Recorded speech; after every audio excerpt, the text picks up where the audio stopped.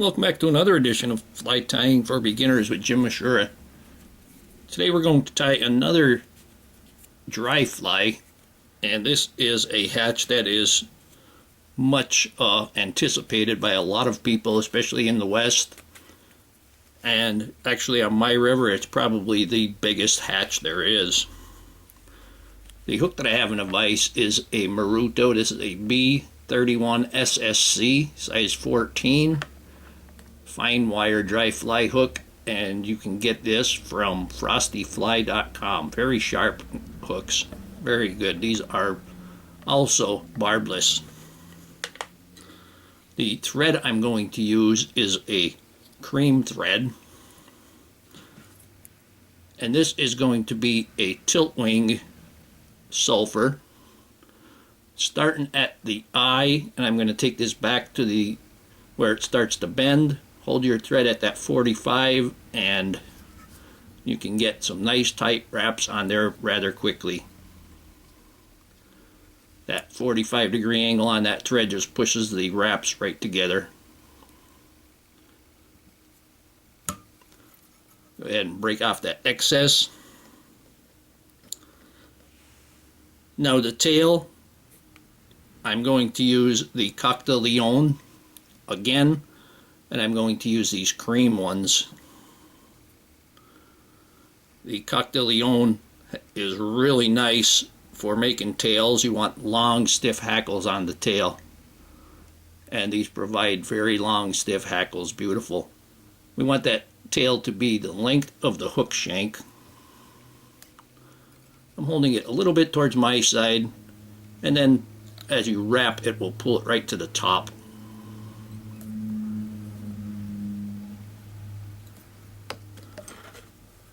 Going to go ahead and trim off the excess.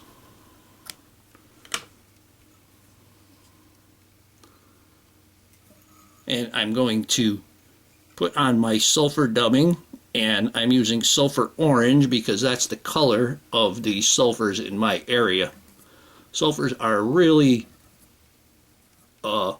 unique in the sense that you can have sulfur orange on this stream, and a mile away they can be more yellow, and they're still sulfurs. So you need to match the river that you fish most with the sulfur color.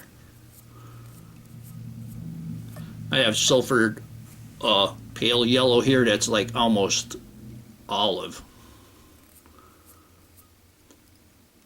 We're going to go ahead and wrap that. Nice thin noodle.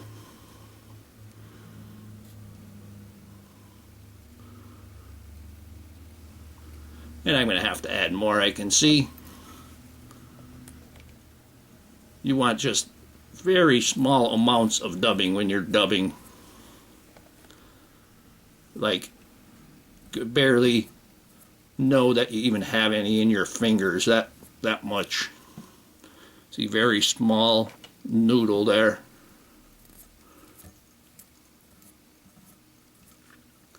Go ahead and wrap this. I want to come up to about 3/4. Just one more small pinch of the dubbing.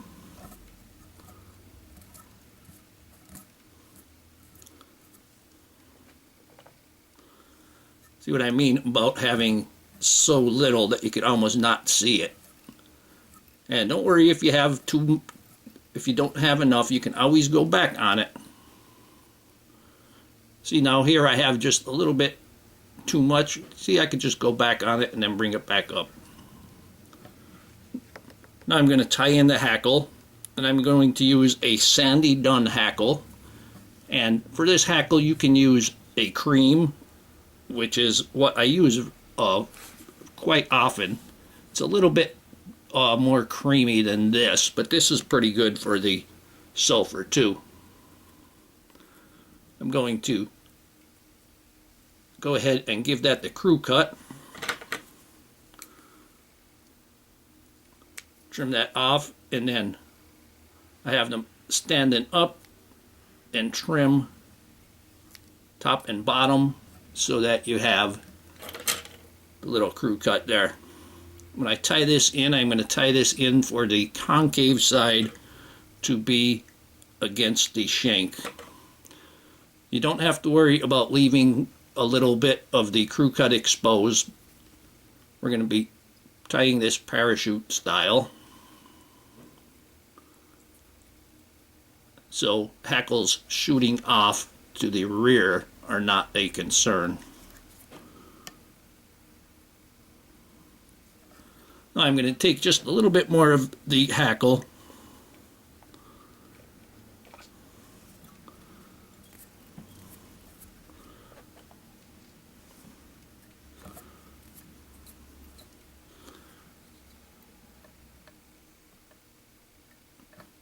There we go. And this is where we're going to tie in our wing at. And for the wing, I want a nice cream colored wing. The sulfurs don't have any markings, and they're a very creamish cream color. And here I have a nice piece of elk hair. And I'm just going to take a small amount, and this particular hide allows me to just pull them out. Don't have to cut them with this particular hide. I'm going to hold the tips and pull off the back side. I actually pulled a little piece of that hide, so I got to take that out. You can take your comb and pull out any of that loose fibers. Now we're going to take these and we're going to put these in the hair stacker.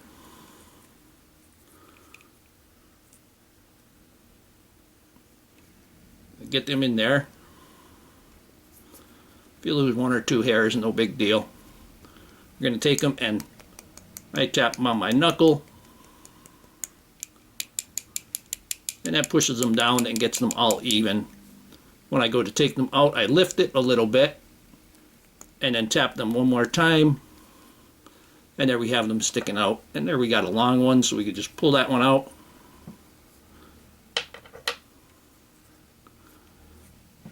We want our wing to be the length of the body. Going to size that up, and then I'm going to hold this pretty tight. Take a wrap, pull it straight down, 2, 3, 4. Then I'm going to pick the front up and wrap right in front of it, just like you would with a caddis.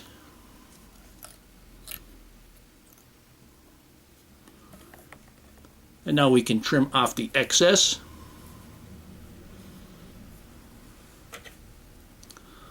And we're going to leave a little clump there, just like with the caddis. Maybe trim that down just a little bit more. Got one shorty there. Now I'm going to pick the wing up from the back, and I'm going to wrap the hackle around the wing and the clump. I'm going to put my hackle pliers on there because this hackle is a little bit short.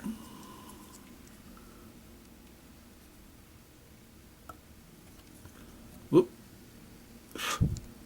And since this is a single hackle, it's going to take me a couple of extra wraps if it doesn't stop, if it ever stops coming out of my hackle pliers.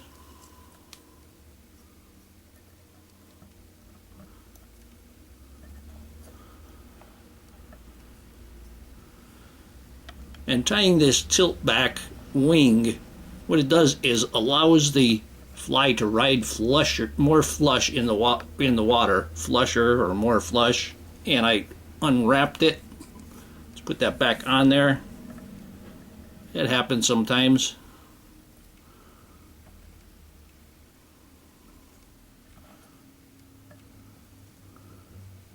Make sure we get under the wing.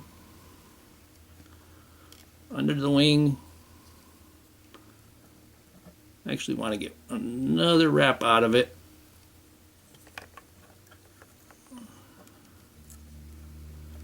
Now I'm going to go on top of the feather and around the wing, and then I'm going to go underneath the feather and around the wing.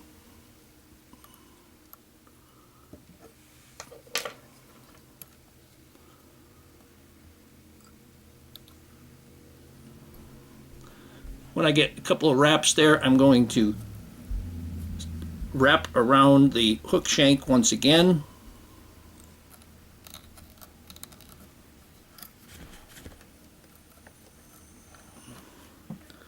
Going to take my poke and snip and trim off that little piece of hackle.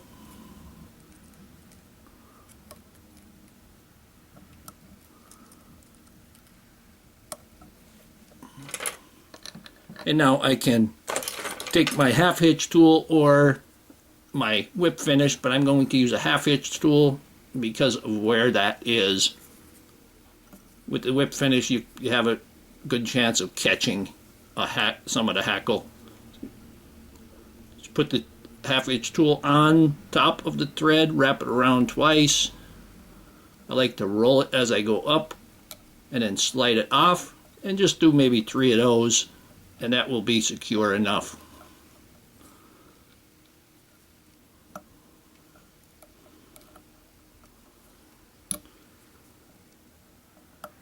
And using the half hitch tool also is another advantage, is it pushes any hackles that might be in the wrong position or sticking out. It pushes them back up. Go ahead and trim that off.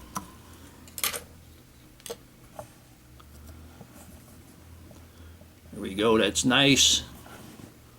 Underneath, pretty nice. Kind of straighten those out a little bit there.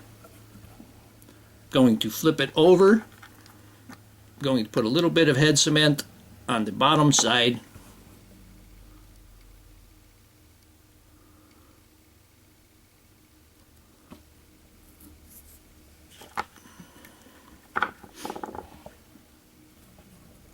And here we have a tilt wing sulfur. Give it a try, it's not hard. If you've been following along, you can see that we use several different steps.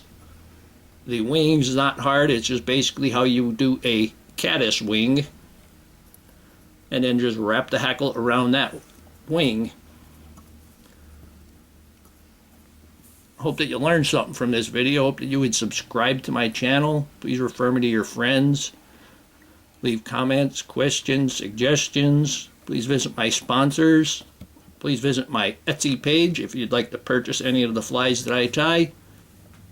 Just go to Etsy and shop the Flyman Jim.